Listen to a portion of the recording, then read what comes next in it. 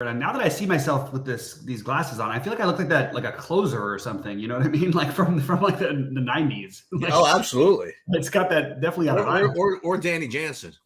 Yeah, sure. Danny Jensen. All right, I'll take it. Yeah, so we're gonna talk about this slate. I'm playing a bunch in the mini max. I'm playing one in the 250, one in the 121, and one in the 88. But not playing huge. But I did have some fun. Messing around with some different scripting stuff, and it's interesting some of the stuff that it gave me because I did make sure I wanted to go out of my way to do some weird stuff with the pitching on this slate. Because I don't think any pitcher. I'm not worried about these guys putting up monster games outside of Lopez and Valdez would be the two that I think have the best chance to. So I don't mind the idea of just spending down a lot more. I guess that's sort of the overall theme of my lineup builds. What did you get to? Where are you at as far as the pitching goes? I didn't do anything yet. I just uploaded the projections. And I'm looking at them right now. So like right now, nothing much has changed pitching wise as far as who I would think I would get to, meaning probably Taj Bradley would be the top play for me by a little bit. Then Pablo Lopez, and then Valdez, and then Yamamoto, and then you have all kinds of stuff that you could play like Ross, Stroman, Houck, Gray, Walker, Weathers. I mean, really anybody. The point being is I kind of second that emotion, so to speak. What you said is that there's no pitcher you really have to go get. So I'm curious to see what I would get from that. Now, again, with respect to, and again, what I'm trying to do here is trying to separate like who are good plays from who I'm actually playing. Because so I don't even know who I'm playing yet. I'm just kind of looking at who the good plays are. So like FanDuel, I'm looking at FanDuel right now for a minute. It's even closer. Like I have Stroman actually at his price, the top value. And then Yamamoto, Valdez, Lopez, and then like basically a drop. Like I'm not really getting too much Bradley over there. He's a full 10K over there. So if like, for example, if I were going to hand build, but I got to tell you, man, I don't know if that 8% ownership on Stroman is actual, but I might try it if I thought that ownership was good. And I think it is actually, and I am, for what it's worth, I built two lineups on FanDuel, and Stroman is one of them. Oh, great! Okay. And my other one is Yamamoto. This is the kind of time look, you've got an upside strikeout matchup for Stroman, and he's a good guy at getting through innings quickly, and even against Gilbert, which is a tough matchup, you still think the Yankees are decent, a small favorite at home anyway. So I like the idea of Stroman on FanDuel quite a bit, actually. All right, let me look at again. Then, like who will look like the best plays as far as hitting goes. Then we'll actually build stuff. I mean, I have once again this Milwaukee looks like they're kind of combining both upside and value and stuff. Look to be the standout, and they're being owned pretty commensurate with that. As far as just not caring about what prices there are, it's still Houston and LA, they're projecting those fantasy points, and you could probably get to them. It's really not that big of a deal. Like even if you played like good plays, like even if you played like Valdez and any of the guys I mentioned, as long as you don't like spend up to Yamamoto. Not that Yamamoto's a bad play, but as long as you save some money there somewhere, I think you probably get. Now we didn't get the Dodgers lineup yet. We just got it, and I'm going to have to go back and make some changes because it's a little different than. It's Monday, so every lineup's going to be different than what you think. Is Kiki Hernandez in? Hernandez is in, I believe. Let me just refresh it because I had it a second ago. And where did it go? I got the notification here. I'll grab it from the Twitter. All right, so Dodgers lineup is Betts, Ohtani, Freeman, Will Smith, Teoscar, Pages, Hayward, Kike, and then Rojas. So no Lux. Okay. No weather today as Eagles, and no, I have nothing that's a weather concern on my board at all. So no Lux, but yes, Rojas. Yes. Okay. Let me find what position is Rojas? Rojas. He's multiple or something. Okay. Is I believe what do we have in the second and base short? Depends on the site, I guess. Sorry, I was jumping back and forth. Let me just see real quick what we've got on that. Yeah, second base. Oh no, second base, shortstop. Yeah, on DraftKings. Okay, and the rest of the Dodgers the same. Yeah. And look, I mean, it's not, again, like I said earlier, it's not like there are stadiums that have good hitting weather and stuff today. This is not an exceptionally good hitting game for Dodger Stadium. And I don't love the bullpen stuff, but I just think like when we keep doing these slates over and you see that Milwaukee in Miami, not a hitter's park, you see Minnesota, who we just know Minnesota is not like, they're every platoon central. You could have like 4 different guys in the lineup by the time it's the fifth inning or so. And these are the most popular teams. I got more exposure to Milwaukee than I expected, but like almost hardly at all full stacks, more like mini stacks to go with my main stack.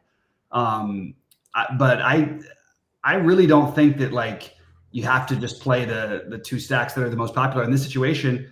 Right now that we have the Dodgers and Houston projected to be lower owned, and I know they're expensive, but like we were talking about, there's plenty of ways to get to them today. And I would just rather err on the side of the offenses that I believe are talented. And then, as I mentioned earlier, in hand built and regular, I really like Detroit. And I have some Waka. It's the 4-prong game, and I have some Kansas City on the other side, and I have some Reese Olson. So I'm playing all 4 angles of that one, and the Dodgers and Houston would be the priorities for me. But I definitely did get to a little bit of Milwaukee and Minnesota, just more as complementary pieces, not as much as full stacks. Saberson, I'm pretty sure, is going to want to going to try to give you Milwaukee full stacks because they kept doing it to me over and over again. And that was before you had Joey Weimer, who's 2K flat, and Gary Sanchez officially in the lineup. So, which we kind of knew he would be, but yeah. So it's sort of interesting to me today. But I'm definitely highest owned on the Dodgers and Houston, and Detroit would be my next one for me. Yeah, so my initial runs when I just use Saberson with straight my projections and my settings is without running the contest sims. It's not jamming the Milwaukee for me. It's jamming the Minnesota. And then Detroit though, followed by Houston. Mm-hmm. And then as far as pitching goes, I'd be getting. I presume. Well, I don't want to presume anything. Let's just see what we're getting here.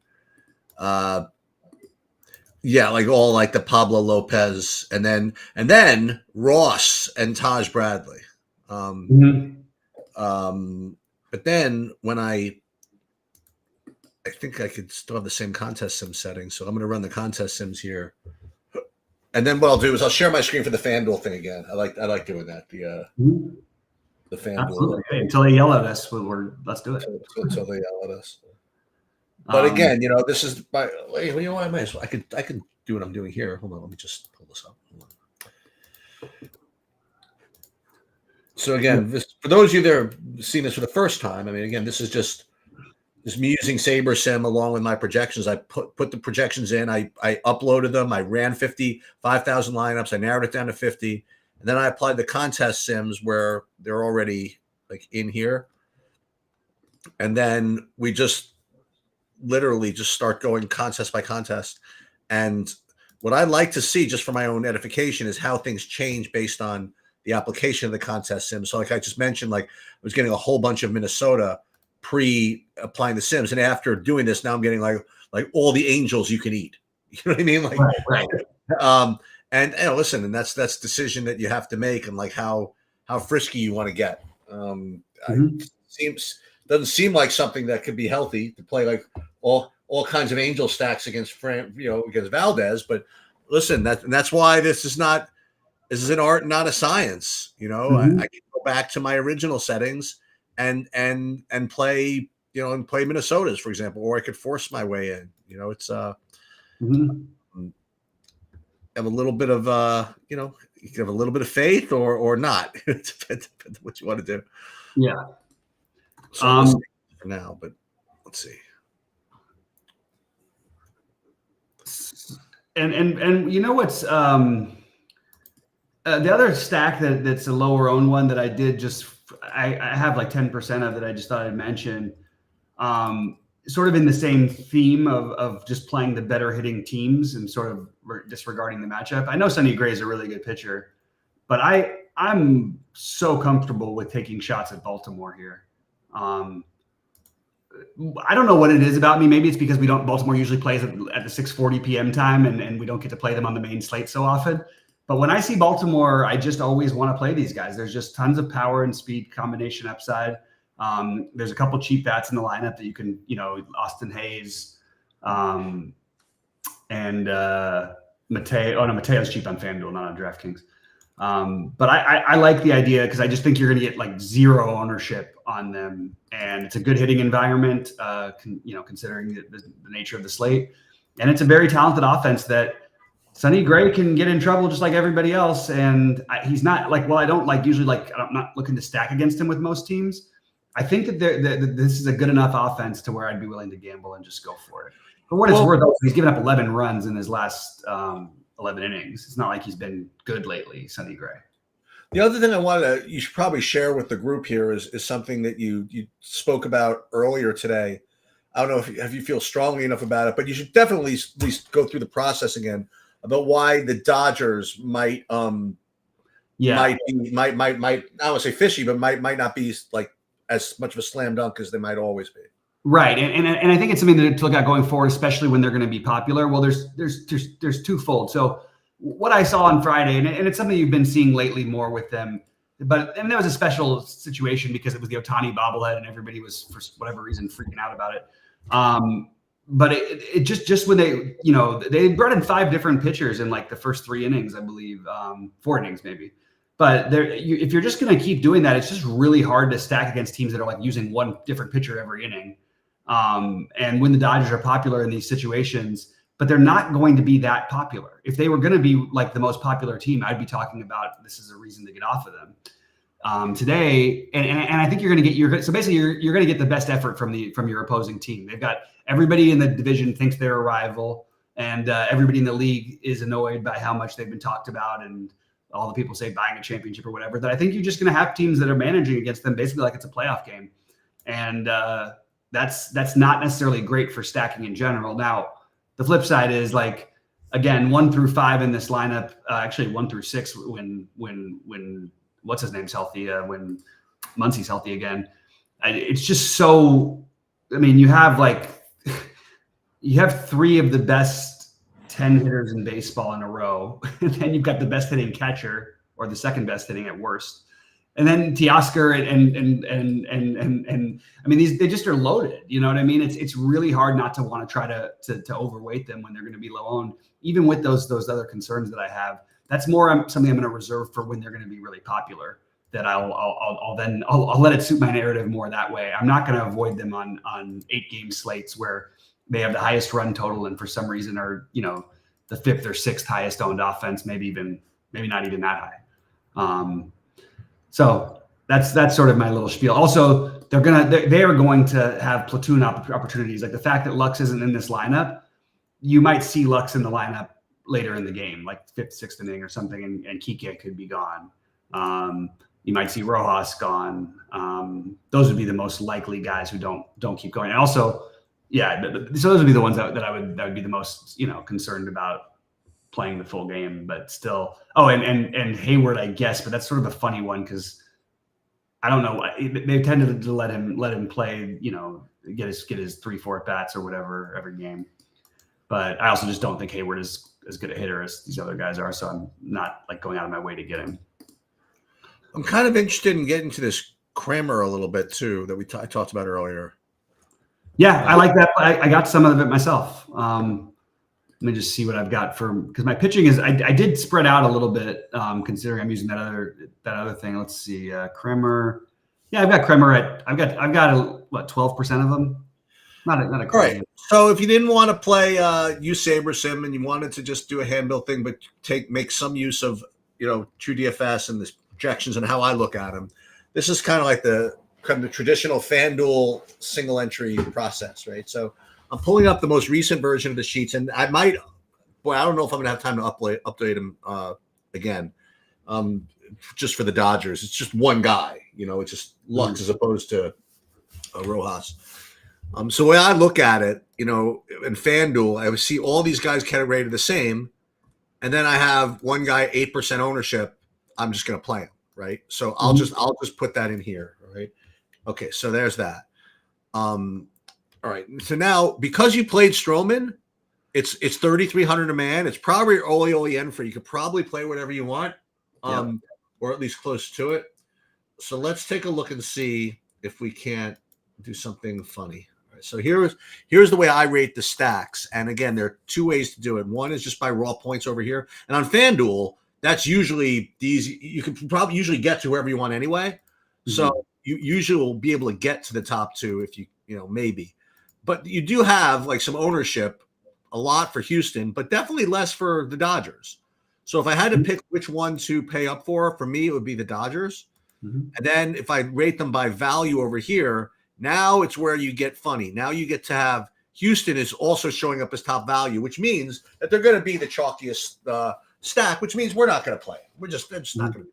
So the Dodgers I like, and then it's become one of these three other guys that we talked about DraftKings a little bit, like Detroit, Minnesota, Milwaukee, and the way I have it, Detroit and Minnesota are both on FanDuel relatively low owned. So that would be my instinct, is to see if I could just jam the Dodgers with either Detroit or Minnesota or Milwaukee or whatever. So let's just, without any regard for price or anything like that, let's see what Dodgers I'd want to play. These guys all look like good players. Ohtani, Betts, Freeman, and Hernandez. So sound good to me. Those look like some good baseball players. So let's see if we even could play them well. Freeman's only 3,400, so I see where we're headed here. I don't know what position we're going to put Betts at for now. We'll put him at second base. I don't know what the rest is going to be. We'll put Ohtani in here, and then we'll put Teoscar up over here. And then we're going to have, if we did this, we'd have 2,800 a man, and I promise you we could probably get what we want from like a Detroit. That would be, let me see what the Detroit guys would look like. Wenzel, Perez. It would be Perez, Green, Urshela, Torkelson, Canha, something like that. So let's first look at these infielders. Let's see which one of these guys are infielders. Well, none of them are infielders really. Third base, I would not be able to get that. Oh, you could play Urshela at third base if I wanted. At only 2,300, by the way. So think Javier Baez is that bad now, huh? Yeah. Wow, that's brutal. Yeah, and Urshela is cheap, it's true. But the price difference I don't think is enough to where I just wouldn't play. Well, what we could do is we could play Perez here at second base and then move Mookie. Yeah, that's what I would do. For openers, right? So we'll put him, we'll move Mookie over to shortstop, right? And then that works. And I mean, this is like easy pickings, right? So what are the other top guys in Detroit? Torkelson, I guess? Riley Green, Carpenter, and Torkelson would be a little like I think that he's fine. I think he projects better than I'm surprised actually he's projecting quite as well. But yeah, for me, I would go, I guess, Green, Carpenter, Torkelson, then Canha would be my next three, but they're all, it's splitting hairs. What position is these guys? Riley Green's first base. What's Torkelson? What's his? Torkelson will be first base. Or Riley Green, I have his first base. Oh no, he's outfield. Riley Green. Yeah. Yeah, he is. Yeah. Torkelson here, and then we'd have a third baseman. We could play Urshela if we want, and leave 300 on the table. So that's like an easy way to play. I mean, honestly, that's an easy way. Now I can't do a whole thing with DraftKings, but just to show you the similar kind of process. All right, I'm going to leave at least two spots open. Okay, I promise. So we'll pull this up again and we'll look at the pitchers. So anybody low owned, I mean, there's Ross, right? But that's a whole other thing. And it's not as if like Houck is particularly low owned. Right. I think what we should probably do is like the Waka Ross or something like that. Yeah, I mean, so for what it's worth, like I have Walker Ross, Walker Weathers, Reese Olson Ross, Reese Olson Weathers. Like I'm just mixing that stuff in there. And I personally it's funny when I tried to script it, I tried to add percentage. I couldn't get them to give me like 10%, but in my hand builds, I got to a ton of the Walker and Olson. And I really like, I'm going to do the Ross and Weathers thing. And for what it's worth, I do think Joe Ross will be more popular than people are projecting him, but I don't think that Weathers will be. And I don't think Weathers will be like owned at all. And people have Weathers can be awesome because you get leverage against Milwaukee. Yes, exactly. So we'll play him. And how about you guys want to be really, really fishy? Let's be fishy. So this way we can chalk out at all the positions. What if we played Kremer as the other pitcher? How about that? I like that. Okay. So now once we've done that, we can really do whatever the hell we want. Okay. The Kremer Weathers pairing will not be played by all too many sane people. Okay. So then we can go. What's that? Just to add on to the Kremer, I love bet. I think he's got a 4.5K prop, but I just think that's absurdly low. The guy struck out 10 in 2 of his last 4 starts, like each of those starts. You know what I mean? Go ahead. No, okay. So let's just do the same thing. Like let's go to DraftKings. If it's the same deal. Let me just see. That's the regular position players. I have time. Yeah, 622. And then the stacks. Let me just see how close it is. It's just so not close between. Well, I guess unless you want to play Milwaukee, which you don't want to do. Dodgers are more expensive. I mean, they're higher owns, lower owns. So let's throw them in and see what we do. See if we can get all this. Ohtani, I don't know whether to put him at first base or outfield, so we're just going to start him there. Well, we'll play Freeman at first base. How about that? Mm-hmm. This solves that problem. And once again, we play Teoscar, and then you played Will Smith. Okay, catcher maybe. And then, I don't know. TK. Teoscar, Ohtani, Betts. We didn't put Betts in yet. Okay, so Betts will put where? Shortstop? You might run out of money on this one. Well, you have $2,800 a man now if you did this. Yeah. And so now then what I would do is I would then take a look and see if there's any good kind of one-offs. Detroit and Milwaukee will be what pops up. Yeah, so let's see what these guys are. So yeah, well, we already playing we're going against Milwaukee, so we can't do that. Yeah. But the Colt Keith. Yeah. There's one Detroit guy, Ursula again. You could do that. That's second and third base, by the way. Yeah. I mean, I'm not going to put him in, but I'm just saying. Yeah. So you can definitely do this. I don't know if I shouldn't say I don't have it in me. I mean, look, Kremer's not bad. St. Louis stinks. Weathers, you have to really hold your nose, man. It's going to be a tough one. But I'm not sure why everyone's convinced that Weathers sucks. Like, I feel like I didn't suck. I mean, but 14. I'll get 4. If I take 14 out of him, I'm a genius.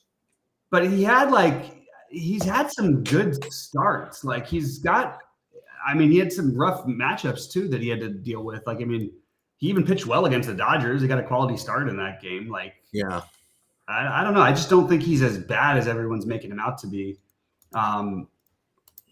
Anyway, I've got 30% of them, so maybe I'm telling myself a story here.